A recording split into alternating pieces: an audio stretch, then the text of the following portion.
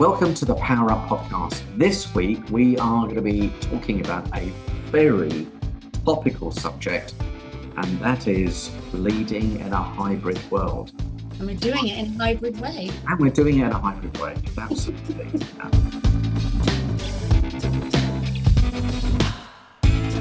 We do a lot of our work, remotely anyway. But I think it'd be fair to say that the office as we knew it has gone. But that has left employees and employers struggling with trying to work out what this new workplace actually looks like. And as a result of that, it's led to a lot of inconsistent practices in flexible working hours. What is right? What should we impose? What should we, regulate? What should we insist upon? And I think it would be fair to say that even the good and the great organizations are struggling to make sense of this. Yeah. It's a lot of trial and error going on, isn't there? There's a lot of trial and error, and that trial and error is causing frustration and disappointment, uncertainty, which we all know is not particularly healthy. And where there aren't clear expectations, that can easily very quickly lead to disappointment.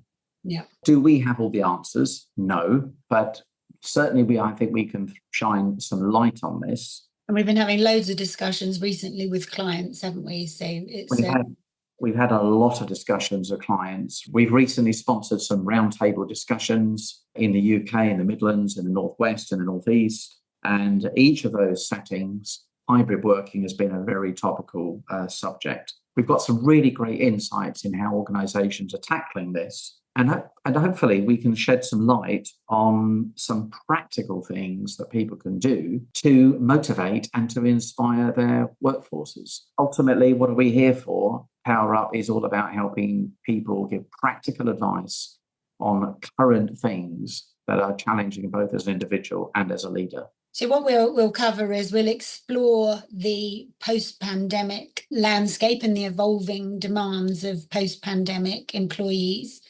We'll look at the impact of hybrid working on leadership approaches and some of the challenges that leaders are facing, and then explore the skills that are required to effectively engage a more remote workforce and how to use things like technology and other tools to actually effectively engage a group, some of which may be in the office and some of which may be working more remotely. Absolutely. Okay, that sounds great. I'm sure everybody has got their own view on this. Everybody does have their own view on this.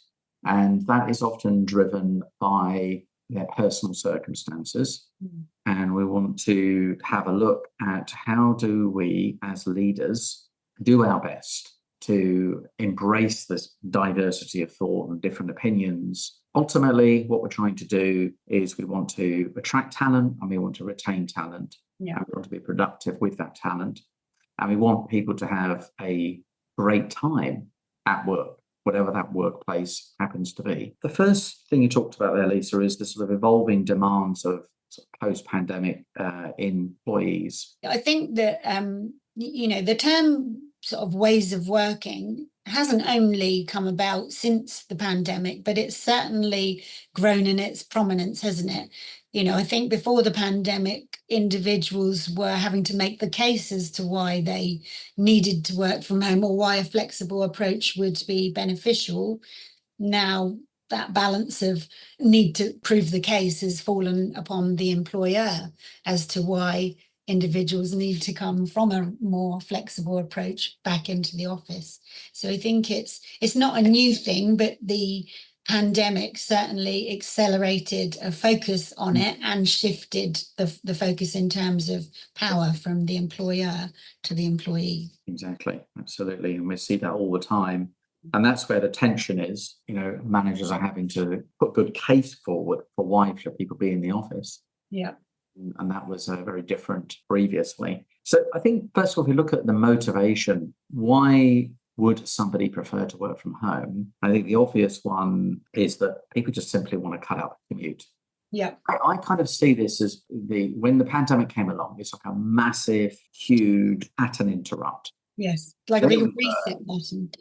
busily going through our lives, not even thinking there was any alternative. We get up in the morning, we do our thing, we get on a train, we get on a car, whatever it is, bus, whatever. We get to work, we do our thing, we come home. And then suddenly you've got this massive pattern interrupt. Yeah.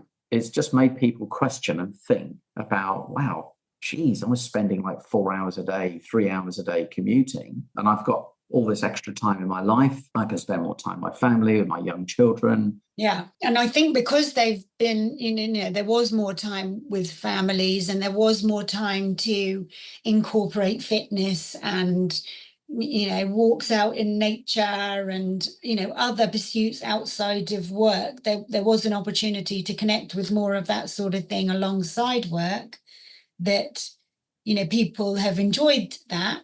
Maybe some haven't, but in the main, I think people have enjoyed that and don't want to give that up. They don't want to go necessarily back to the 5 days commuting to a busy city on busy trains and crowded trains to an office. But I think that's where the sort of struggle has emerged, in that organizations have these huge offices, very expensive offices with very few people in them some of the time, and that loss of connection and sort of culture that face-to-face interactions lends itself to as well. So there's lots of things in the mix, isn't there? Well, so the interesting thing is that, people are happy to work on their own at home because they feel that's one of the drivers, is they feel they can be more productive, but they don't want to go to a vast office and work on their own. No. I've personally been to a number of offices recently where I've been, rather than using a hotel, they said, well, actually, we've got loads of office space. We've got plenty of, we go to these vast offices and there are literally acres and acres of empty space. No one wants to go and sit in that space because it's not even very inspiring. So that's the dilemma. All the conversations I've had, these roundtable discussions, one of the main areas of focus is you have to make the office, you've got to give people a good reason to come to the office. Yeah. And it's got to be attractive to go there. And they've got to understand the reasons for going there. Just saying you have to have a policy where you have to come in is one thing. And I believe it's the right thing to do personally. Yeah. I fail to see how you can create social interaction and connection without actually being in the same space as people. Yeah. Some of the time, but I think it has to be intentional purpose, of that interaction and going into the office, like you say. Just saying, because we said, say, you've got to come into the office 4 or 5 days a week, I think doesn't quite cut it. It's got to be a purposeful it's got to be attractive, and you've got to make it attractive for people to come into that place, because they don't want to be sitting in an empty office on their own. It's not particularly inspiring at all. I think that the challenge as well is that because people have had a taste of this greater level of flexibility, and there is a difference in organizations, some are continuing to offer that and some aren't. That's one of the factors that has led to this, what they call the Great Resignation, isn't it? That there's a high proportion of employees, higher now than ever before, thinking of changing jobs. And some of the things that are being cited are a need for an organisation that offers flexible working, or certainly a hybrid approach to working.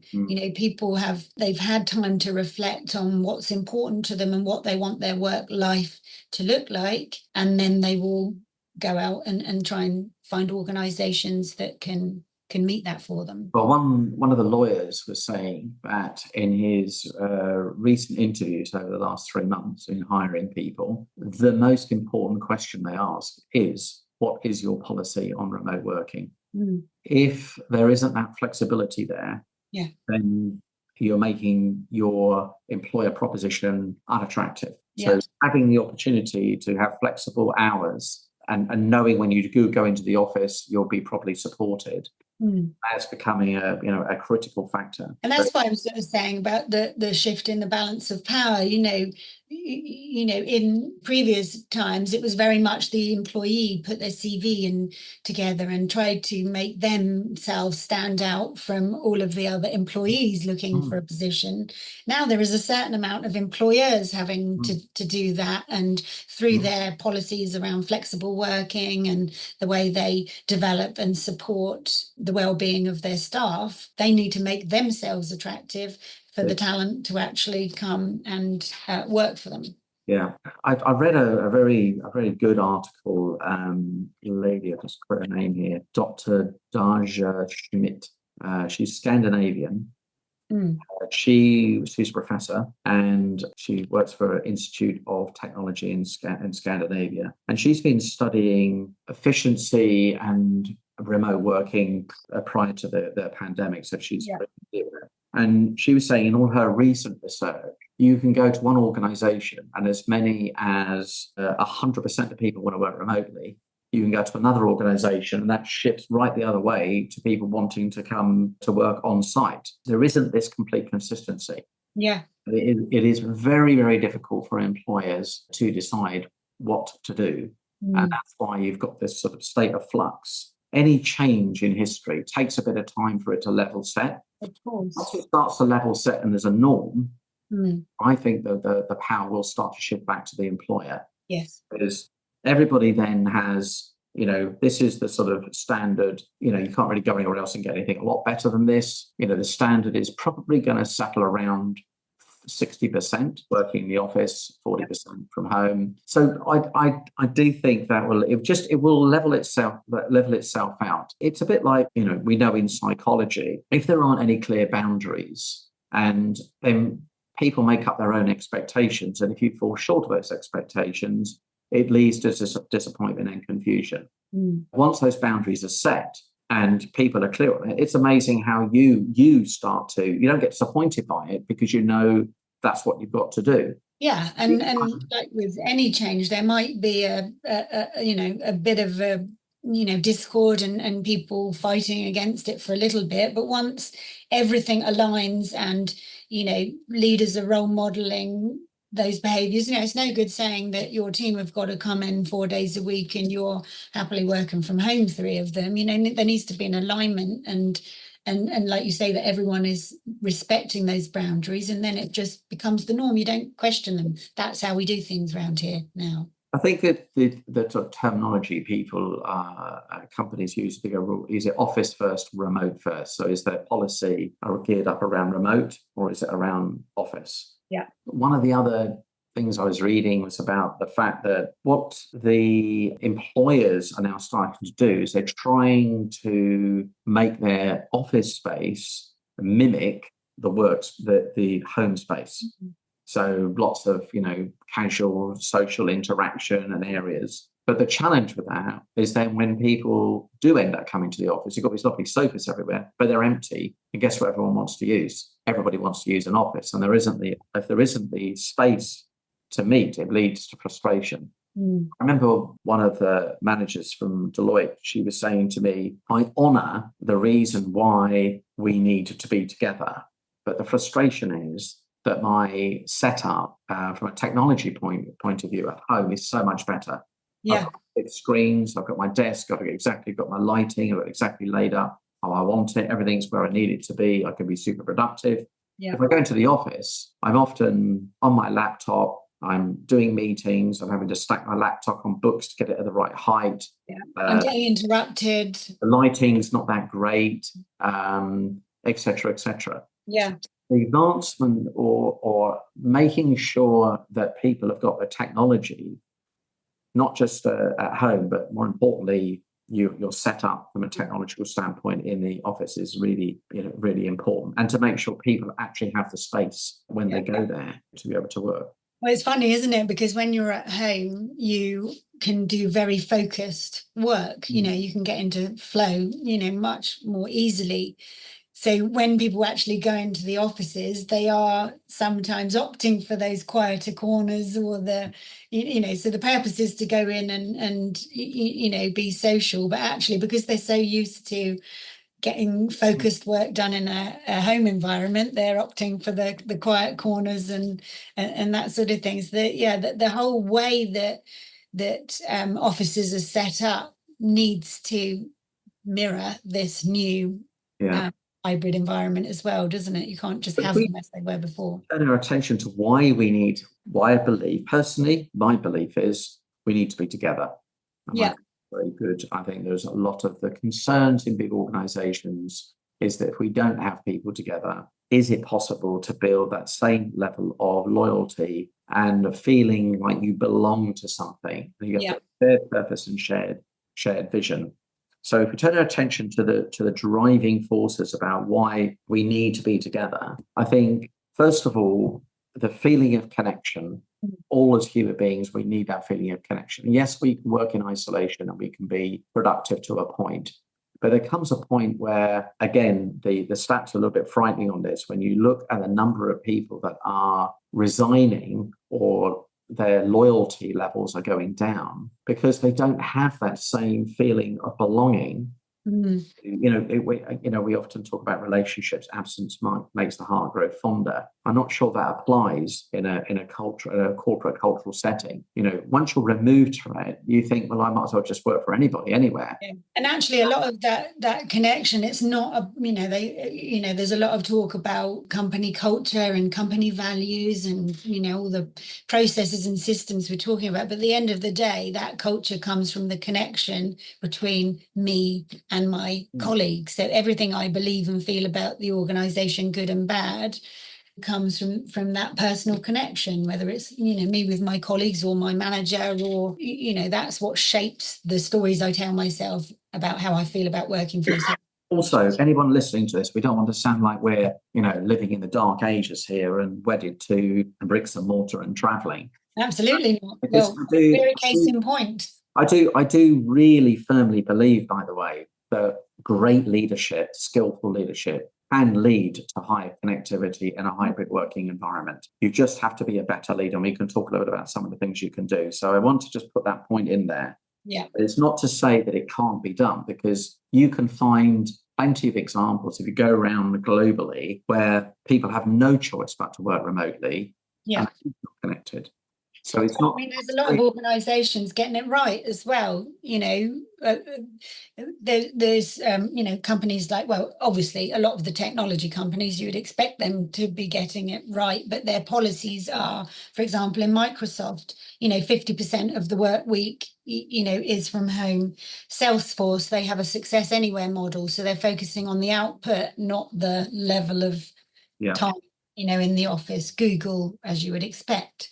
Everything has been designed around this hybrid work environment, whereas some of the financial institutions, they're sort of, insisting more of the back to, physical presence in the office, like JP Morgan. I think all their senior leaders have to be there 5 days a week, others maybe 3 days a week. So, it does depend on the organization, but there's loads of examples of companies that are getting the hybrid model right. And the data points to the fact that that's what employees want, that hybrid model.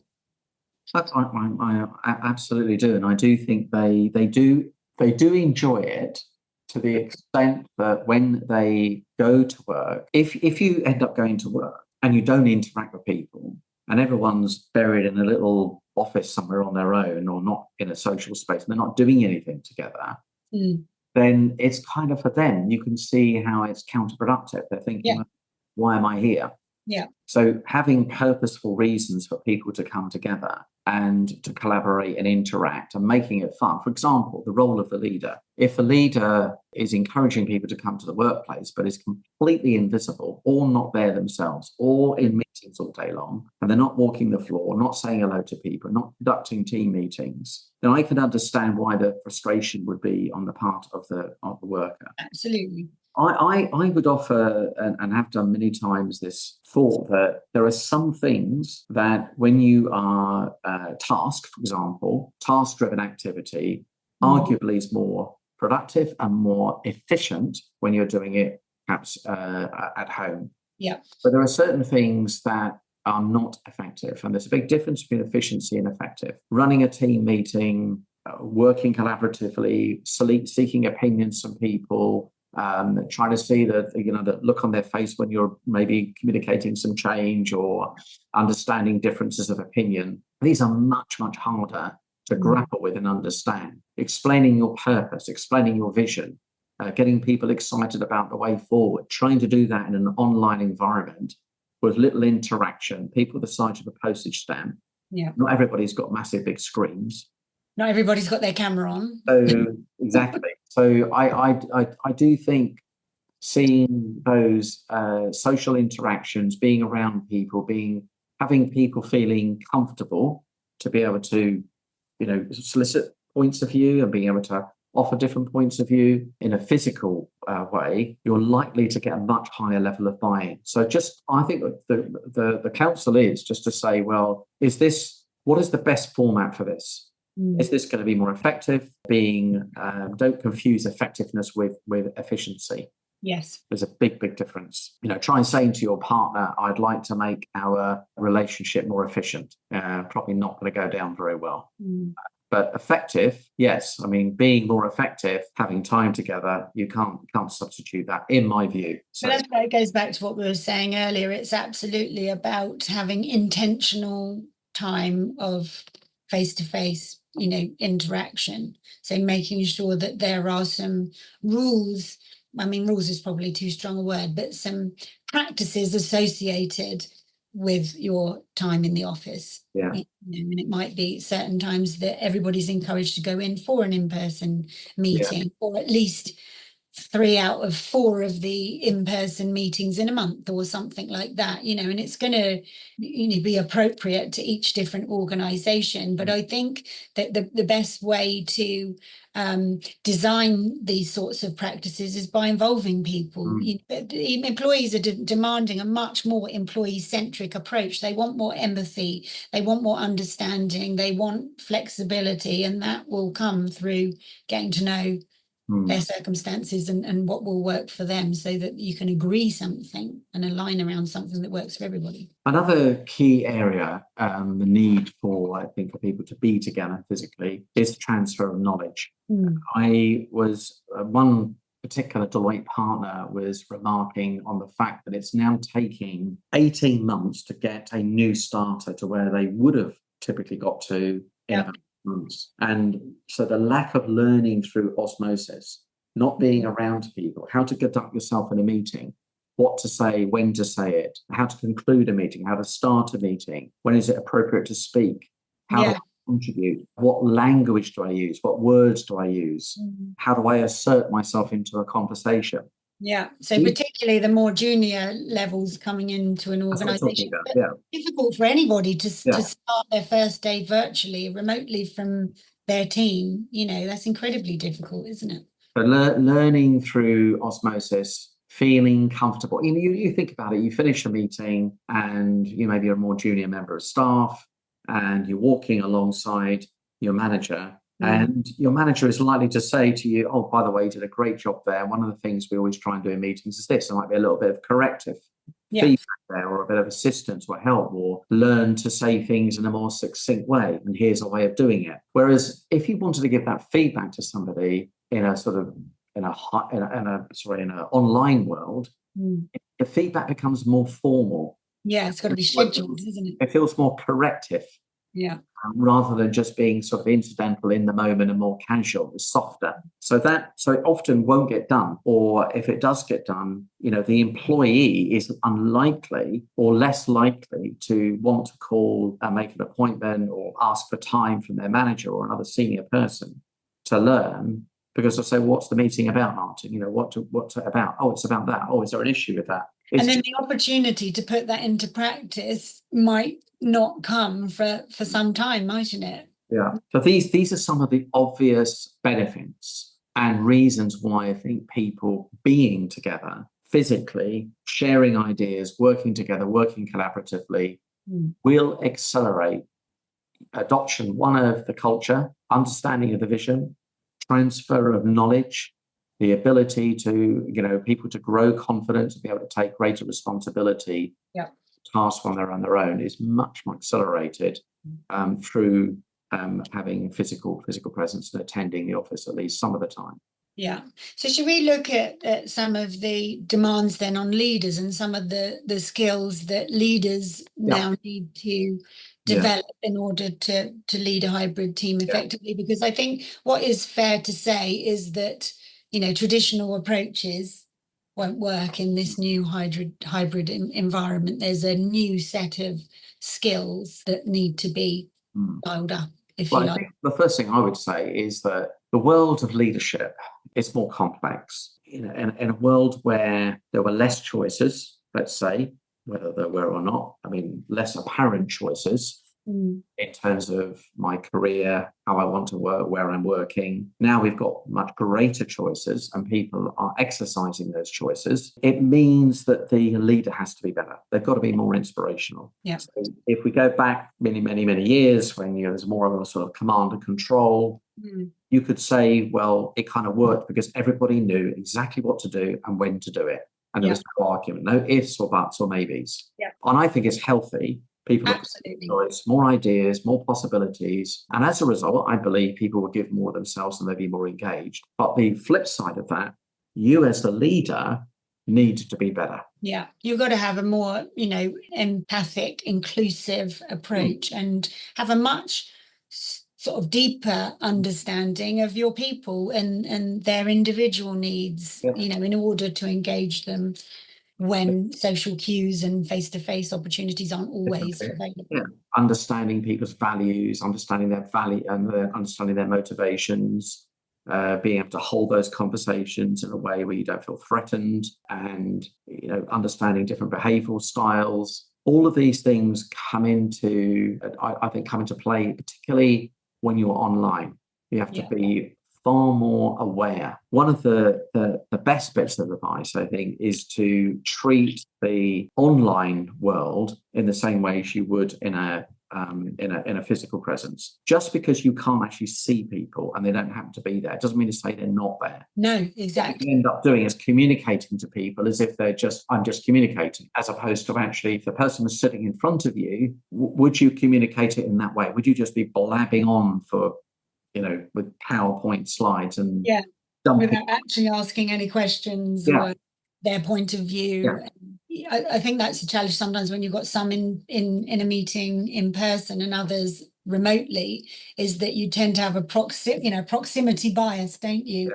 And it's easier to engage and get social cues from those that are right there and forget that, Sally's actually, she may have her camera off, but she's absolutely part of this meeting. You need to exercise that muscle and make sure that the conversations are not just geared to those in the room, with those being sort of bystanders, the people online, that are absolutely part of the meeting. Well, I've actually been to sessions in a physical office, and as a facilitator, I know how challenging this is. And I've arrived there's more people online than there is actually in the office. So I've got to make sure that I'm actually talking very purposefully to those people and asking them questions and bringing them in, because you can suddenly ignore them or forget that they're actually there. So one of the tips I would say is that literally every 10 minutes, maximum 10 minutes, you should be asking a question. Doing a poll, getting people's points of view, opening up the floor. Any longer than that, and people will just go into consumption mode. They're not into contribution mode. They don't feel they're part of a meeting. They feel they're there to receive information. So think about, how am I going to make time for contribution? I'm often amused at the fact that so many speakers will come online and they will start their talk off by saying something along the lines, well, I want to make this as interactive as possible. And literally 25 minutes later, the only person that's spoken is them.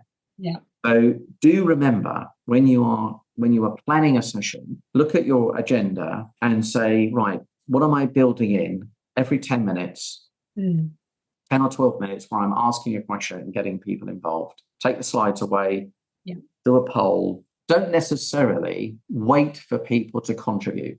Having now facilitated hundreds and hundreds of hours and thousands of hours online over the last 4 years, I found that asking a question and just waiting, what I find sometimes is those 7 seconds before people actually answer, and the pain gets too long. That just if you imagine in a physical meeting, waiting 7 seconds after every interaction, you just go out with a friend and say, let's do the 7-second rule. I'm not allowed to answer you. You're not allowed to answer me after 7 seconds.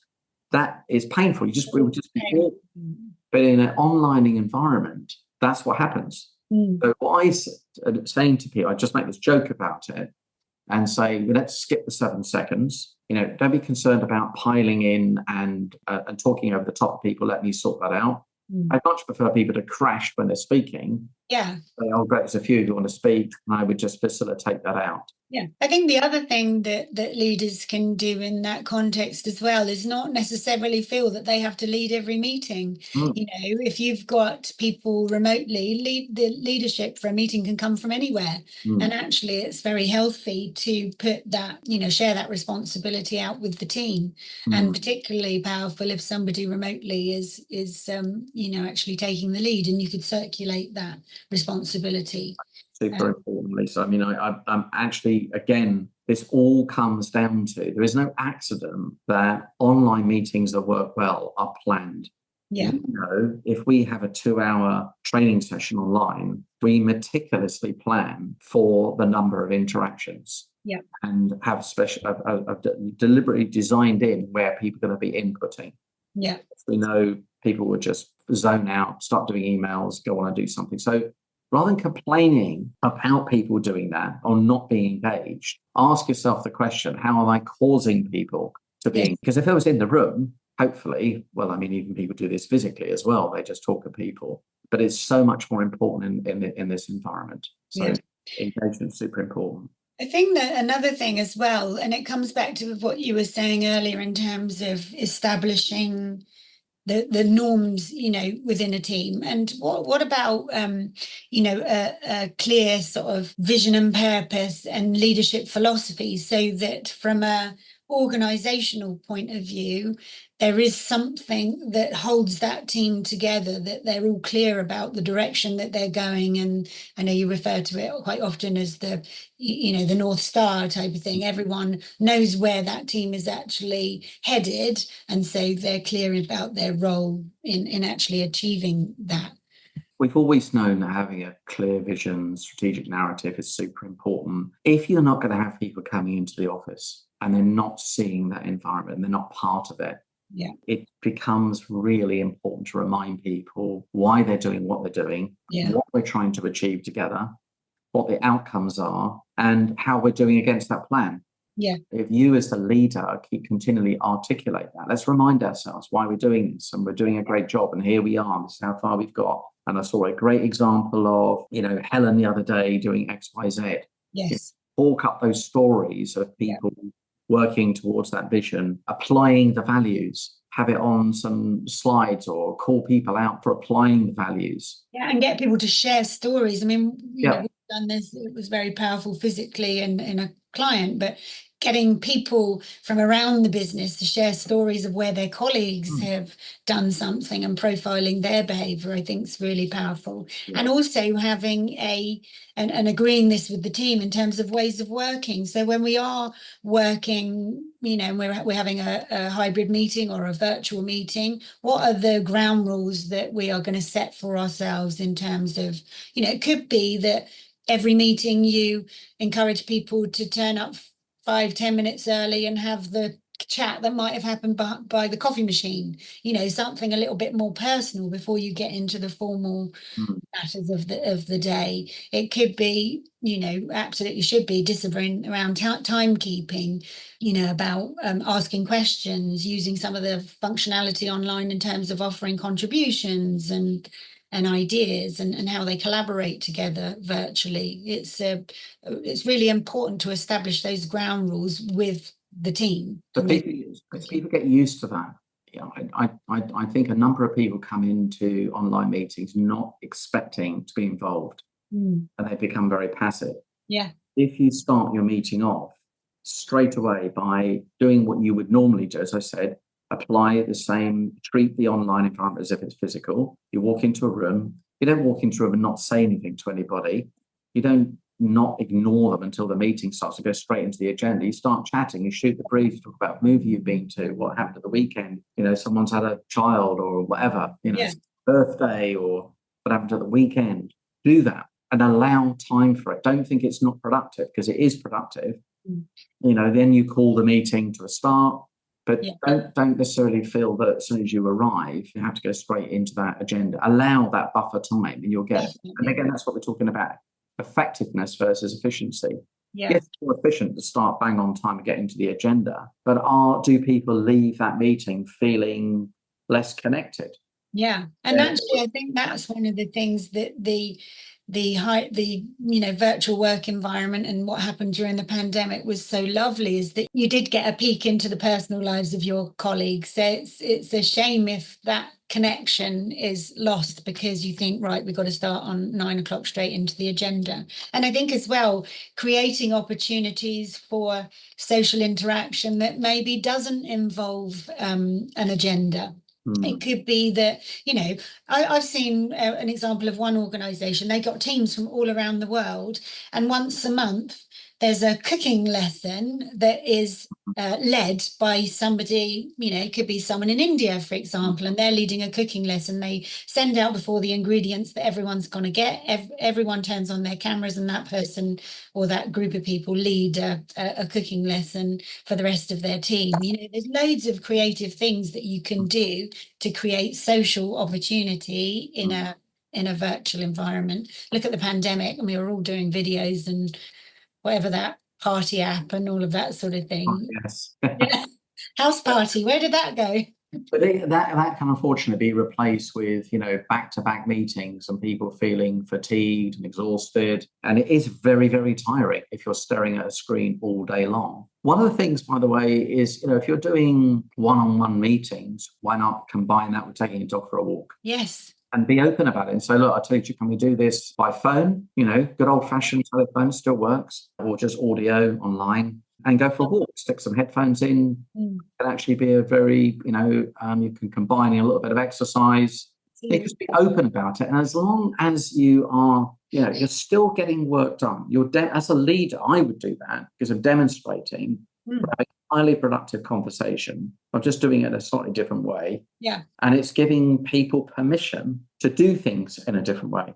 Yeah, and I think that's a really important point, because I think leaders need to focus on outcomes and value and contribution rather than were you online from 9 till 5, That's creating that trusting, autonomous environment where you focus on the contribution, not the clock. Absolutely. And I think we've got a massive, we know that a massive topic for people is what I'd prefer to describe as life balance, but people do use the word work-life balance. There's no such thing. I've never seen work and life balance. So life balance, life choices. Yes. This is a great way of nailing that conundrum. If we get this right, there is a massive upside in this opportunity. And I think the world will be better for it. Yeah, absolutely. I think in conclusion, yes, there are as we started off this by saying, there is some confusion, and that confusion could often lead to disappointment. There is a sort of a level setting, what is right, what is wrong. There'll be some norms that will start to establish. And once that starts to happen, I can see that things will settle down. Yeah. And we've just got an opportunity to have actually a much better quality of life as a result of this. Absolutely. But really, it comes back to the individual, and it, particularly if we're talking to you as a leader, you have to set that example.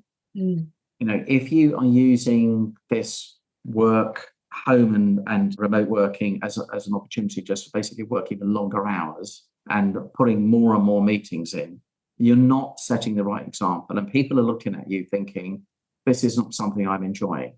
Yeah. I would much prefer to see, as you just said, to focus on outcomes and focus on getting those outcomes in a productive, effective, and an efficient way that actually leaves people feeling better about the relationship they've got with their employer. Absolutely. Feeling better about the connectivity they've got with their teams. And ultimately, they want to stay longer at this organization because it's an attractive place to work. And we've got a great opportunity. 100%. And there's so many ideas that we could discuss, but I think what we will do is put together, it'll be a slightly longer power tool because it will include some of those ideas, be it in terms of the establishing the vision and purpose, down to some of the practical ways of engaging a team across virtual and face-to-face platforms. Power up your hybrid working. That's what you want you to do. Be exemplary, be amazing, be an example to others. Yeah. And there's a great opportunity here. So look forward to the next episode. Yes, thank you very much.